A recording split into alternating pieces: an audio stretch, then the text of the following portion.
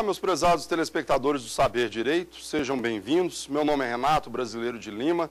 Estamos juntos nessa semana aqui no nosso curso de competência criminal. Tivemos um primeiro encontro onde falamos sobre o princípio do juiz natural. Na nossa última aula falávamos sobre competência da justiça militar e hoje, e também no nosso próximo encontro, falaremos sobre competência criminal da Justiça Federal, um tema também extremamente importante e muito vasto. Vocês vão ver a quantidade de conteúdo, logicamente de maneira muito objetiva, que estaremos aí tentando repassar para vocês. Temos aqui a presença dos nossos alunos, mais uma vez agradeço a presença do Daniel, da Janice e da Alana, que estão aqui conosco na bancada, e eventuais e-mails, eventuais dúvidas poderão ser encaminhadas ao nosso e-mail saberdireito@stf.jus.br. A gente pede ao aluno que encaminhar esse e-mail para poder apenas identificar o tema e o professor.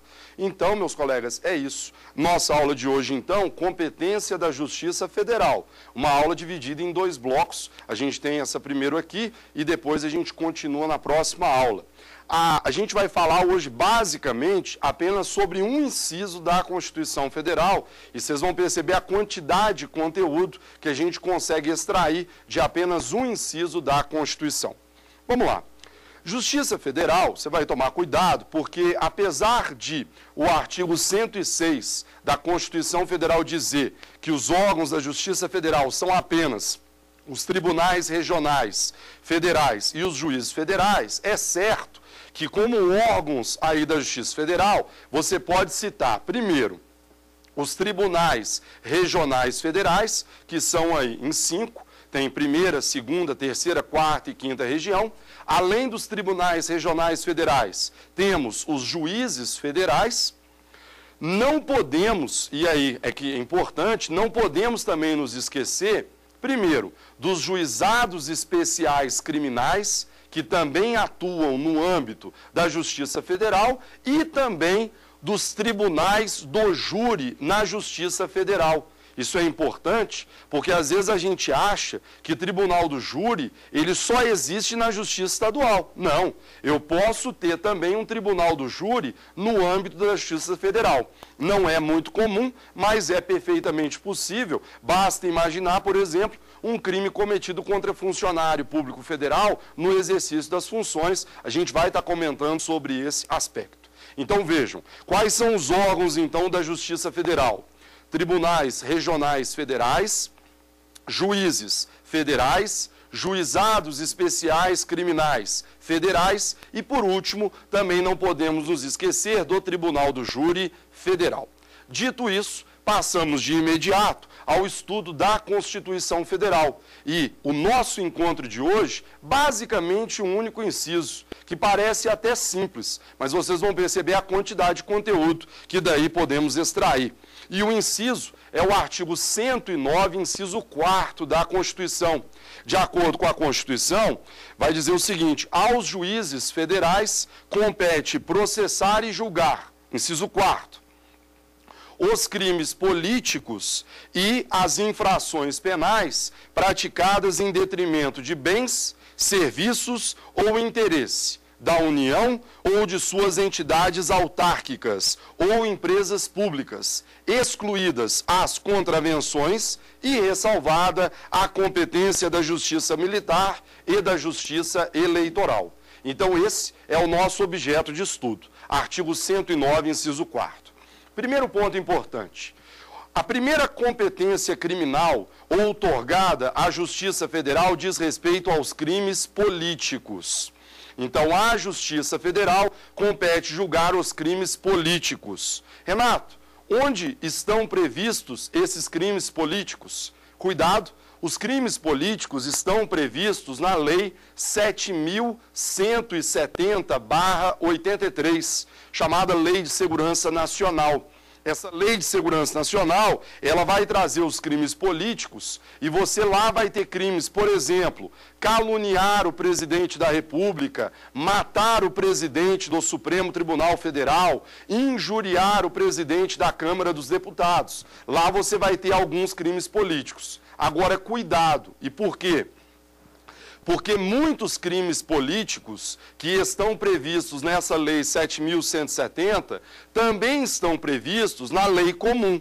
Matar alguém é homicídio, artigo 121. Aí o aluno pergunta, Renato, mas como é que eu sei quando é que vai ser o homicídio do 121 ou o crime político de matar o presidente da República? Cuidado. O aspecto importantíssimo é a motivação política. Então, para que eu possa falar em crime político, além desse delito estar previsto na Lei 7.170, é importante que esteja presente essa motivação política. Sem a motivação política, trata-se de crime comum, vai ser julgado pela Justiça Comum, não é julgado pela Justiça Federal. Então, meus colegas, esse é o crime político julgado pela Justiça Federal. Cuidado, então, com a leitura do artigo 30 da Lei 7.170. Renato, por que cuidado? Ora, o artigo 30 da Lei 7.170, 83, o artigo 30 diz que os crimes definidos nesta lei seriam julgados pela Justiça Militar. E realmente era assim. Quando essa lei entrou em vigor, os crimes da Lei de Segurança Nacional eram julgados pela Justiça Militar. Agora, cuidado, porque esse artigo 30 não foi recepcionado pela Constituição Federal. Então, se a Constituição Federal me diz que os crimes políticos são julgados pela Justiça Federal, é fácil concluir, então, que esse artigo 30, que dizia que a competência seria da Justiça Militar, é fácil concluir que esse artigo 30 não foi recepcionado. Uma última consideração importante diz respeito ao recurso. Imagine você, Janice, que um cidadão tenha sido condenado por um juiz federal de primeira instância pela prática de um crime político. Então, lá em São Paulo, ele foi julgado pela Justiça Federal de São Paulo e foi condenado por um crime político. Qual é o recurso que ele pode interpor? E qual é o órgão jurisdicional competente para apreciar esse recurso? Aqui, uma daquelas pegadinhas de prova de concurso que muito dói quando a gente erra. Porque às vezes aquele aluno, né, assim, que ainda está precisando do processo de maturação, a gente até brinca, chama ele do Juninho, né, comete alguns erros bobos. O Juninho aí logo pensa, nossa, muito simples, né? Se é juiz federal, apelação, Tribunal Regional Federal. E aí ele comete um erro e vai perder pontos. Cuidado, porque na hora de crimes políticos é que vai surgir o chamado ROC, ou, se você preferir, Recurso Ordinário Constitucional. A Constituição Federal prevê que, no caso de crimes políticos, o recurso cabível não é o de apelação, e sim um recurso ordinário constitucional, a ser julgado pelo Supremo Tribunal Federal. Então, cuidado para não cometer esse erro de achar que é apelação a ser julgado pelo TRF da Terceira Região. Não. O recurso cabível, na verdade, é um recurso ordinário constitucional e esse recurso deve ser apreciado pelo Supremo Tribunal Federal de acordo com o artigo 102, inciso 2º, letra B de bola da Constituição Federal. Então, essa é a primeira competência Justiça Federal, crimes políticos. Agora, além de julgar os crimes políticos, e ainda segundo o inciso 4º do artigo 109, também compete à Justiça Federal julgar os crimes praticados contra, e aí você vai lembrar sempre disso, que é onde vamos bater até o final da aula, crimes cometidos contra bens, serviços e interesses da União, autarquias e empresas públicas federais. Se você conseguir recordar desses dois tripés, muito nos ajuda na hora do estudo da competência da Justiça Federal. Então ela vai julgar crimes praticados contra, mais uma vez, bens, serviços e interesses da União, autarquias federais e empresas públicas federais. Então, meus colegas, diante de um crime qualquer, o seu raciocínio é exatamente verificar isso. Será que esse crime foi praticado contra um bem da União? será que esse crime foi praticado contra o serviço de uma autarquia federal? Será que esse crime foi praticado contra um interesse de uma empresa pública federal? Respondida afirmativamente a pergunta, o crime será de competência da Justiça Federal. Agora, mais uma vez, eu insisto, para que a competência seja federal, deve haver uma lesão direta. Então, para que a competência seja da Justiça Federal, não basta um interesse remoto, um interesse genérico. A gente sabe que no Brasil, a União acaba tendo interesse em tudo. Então, se você exagerar e generalizar tudo, seria julgado pela Justiça Federal. Não. Então, para que a competência seja da Justiça Federal, deve haver uma lesão direta, deve haver um interesse específico, imediato, e não apenas um interesse remoto e genérico. Prova disso, aliás, é a súmula de número 107 do STJ. Se você pega a súmula de número 107 do STJ, você vai perceber exatamente isso, porque a súmula 107 do STJ, ela diz para a gente o seguinte, veja, compete à Justiça Comum Estadual processar e julgar crime de estelionato praticado mediante falsificação das guias de recolhimento das contribuições previdenciárias, vírgula, quando não ocorrente lesão à autarquia federal. É o exemplo daquele caso que eu contava na primeira aula, lá do gerente do banco, que adulterou as guias de recolhimento da Previdência Social. Se o banco procede ao ressarcimento do prejuízo ao INSS, não haverá lesão à autarquia federal. Meus colegas, sem lesão ao INSS, não há falar em competência da Justiça Federal. Então, portanto, o seu raciocínio é esse. Primeiro, lembrar bens, serviços e interesse. União, autarquias e empresas públicas e verificar se houve uma lesão direta, se o interesse é imediato, específico. Caso de interesse genérico, remoto, não é competência da Justiça Federal. Ok? Aí agora, Daniel, Janice, Alana, vejamos então alguns exemplos. Porque na prova do seu concurso, na sua prova da OAB, o examinador não vai perguntar, crime contra a União é julgado pela Justiça Federal? Não, ele vai te dar vários exemplos. E são os exemplos que vão poder enriquecer nossa aula e contribuir aí para o seu estudo. Primeiro exemplo interessante, qual é? Primeiro exemplo, são os crimes aí que estão sendo praticados pela internet, envolvendo, só a título de exemplo, correntistas aí da Caixa Econômica Federal. Então, olha que exemplo interessante e um exemplo muito comum, infelizmente. As pessoas fazem operações pela internet. E aí vamos imaginar que algum aí fraudador, ele consiga captar a sua senha por aqueles vírus, né, trojan, que aí o pessoal chama. Então imagine isso, a pessoa tem a sua senha e ela começa a efetuar saques da sua conta corrente. Então vamos imaginar um exemplo aqui, usando o Daniel como nosso voluntário. O Daniel mora em Brasília, tem conta corrente aqui em Brasília, Daniel? Isso. Então, Daniel, imagine o seguinte, imagine que você seja correntista da Caixa Econômica Federal. Uma pessoa tem acesso à sua senha e começa a efetuar saques. E essa pessoa está em Teresina. Está lá no Piauí, a pessoa começa a efetuar os saques da sua conta corrente. Olha que ótima pergunta para ser cobrada de você. Quem é que vai julgar esse delito? Primeiro, que delito é esse? É furto? Ou isso é estelionato? Quem é que vai julgar esse crime? Justiça Federal ou Justiça Estadual? E qual é a competência territorial? Vai ser julgado aqui em Brasília, onde está a conta corrente do Daniel, ou vai ser julgado lá no Piauí, onde a pessoa está sacando dinheiro? Veja que interessante, e por isso que eu falava com vocês, competência criminal é um tema dos mais importantes, porque é muito vasto, tem competência de justiça, territorial, tudo envolvido. Primeiro, que crime que é esse? Estelionato ou furto? Você tem que lembrar, e aqui me permitindo entrar um pouco no direito penal, que os dois crimes não se confundem.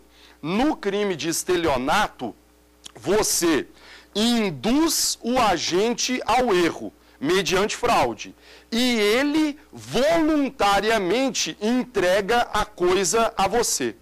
Então, no estelionato, você induz a pessoa e ela te entrega a coisa. Um bom exemplo que eu costumo dar envolvendo a internet são esses falsos pacotes de turismo. Já viram isso? Eles divulgam uma página na internet, um pacote de turismo para a Bahia e você paga R$200 para ficar 2 semanas. Aí a pessoa fala, nossa, que super promoção, vou comprar. E aí a pessoa compra. Nesse caso, você é induzido a erro e deposita o dinheiro na conta do fraudador. Que crime que é esse? Estelionato, sem dúvida alguma. Não se confunde com um crime de furto qualificado pela fraude. E por quê? Porque no crime de furto qualificado pela fraude, o agente usa a fraude para retirar a vigilância exercida sobre a coisa.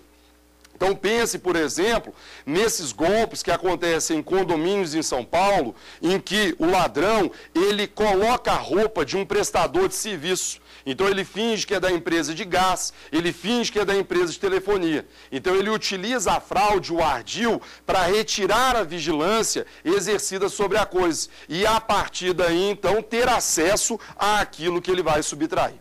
No exemplo dado envolvendo o Daniel e a conta corrente, sem dúvida alguma o crime é de furto qualificado pela fraude, porque a pessoa usa a fraude para retirar a vigilância exercida pelo banco sobre os valores depositados e ela mesma vai sacar os valores. Então o crime praticado é furto qualificado pela fraude. Renato, justiça estadual ou justiça federal? Veja, o Daniel é o correntista. E ele é o correntista da Caixa Econômica Federal. Qual é a natureza da Caixa Econômica Federal? Uma sociedade de economia mista, uma empresa pública ou uma autarquia federal? Aí você vai ter que me ajudar com os seus conhecimentos de direito administrativo. A Caixa Econômica é uma empresa pública federal. Então aí você percebe que como empresa pública federal, você vai precisar estabelecer quem é a vítima do crime. A jurisprudência, meus colegas, tem entendido que o sujeito passivo desse delito não é o Daniel.